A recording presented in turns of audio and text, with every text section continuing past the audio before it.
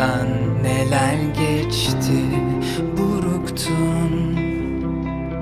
Bilmezdin nedir mahluk, küçüktün. Ruhun masum, büyüdün. Ruhun mahkum. Yazık olur, bahar gider,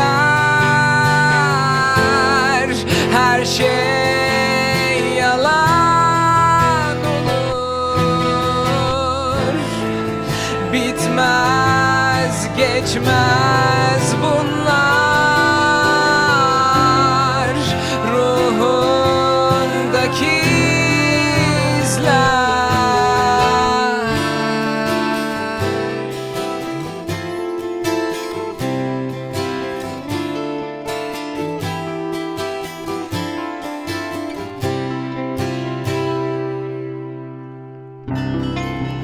Gitmek, kurtulmak mı neyden? Bilmek için hisleri kabullenmek, unutmak mümkün değil artık. Gülümse, ruhun mahkum.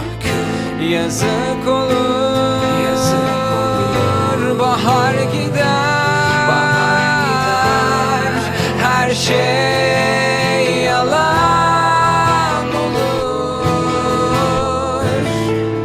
Bitmez, geçmez bunlar.